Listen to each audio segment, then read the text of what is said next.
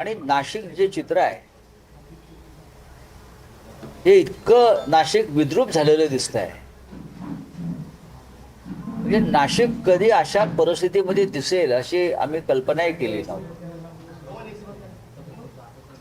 म्हणजे नाशिक चे खड्डे हा देशभरातला चेष्टेचा विषय झाले. 10 वर्षापूर्वी या नाशिकचा लौकिक खड्डेमुक्त शहर असा होता की नाशिक हे एक उत्तम शहर आहे, खड्डेमुक्त शहर आहे. इथे महापालिका, इकडलं प्रशासन उत्तम प्रकारे काम करतं. पण आजचं चित्र जे आहे ते अत्यंत भयंकर आहे. आम्ही काल एका मखमलाबाद रोडवर गेलो होतो. म्हणजे वाईट वाटलं की ज्या पद्धतीने तिकडली लोक रस्त्यावरती भाज्या फळं विकणारी महिला डोळ्यात पाणी आणून सांगत होते की आमची काय अवस्था आहे, आम्ही कसं जगायचं, इथे आता काय करणार.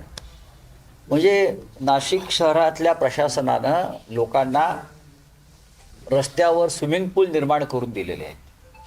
हां, स्विमिंग पूलच आहेत, एवढे मोठे मोठे खड्डे आहेत स्विमिंग पूल. आता आम्ही 2-4 खड्डे मी पाहिलेले आहेत, त्याच्यामध्ये भाजपचे 80 नगरसेवक टाकता येतील, एवढे मोठे खड्डे आहेत.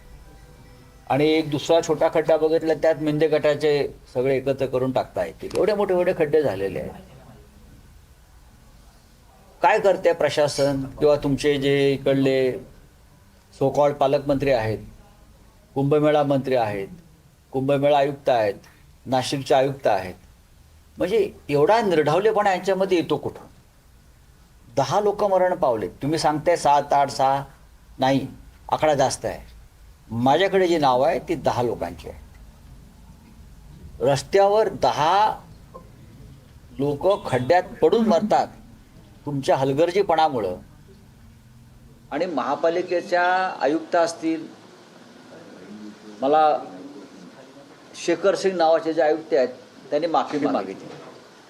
बरं, काही संवेद नाही की त्यांनी माफी मागितल्या खड्ड्यांमुळे वगैरे. पण आयुक्तांनी मागितले का महानगरपालिकेच्या? हा निर्ढावलेपणा येतो कुठं.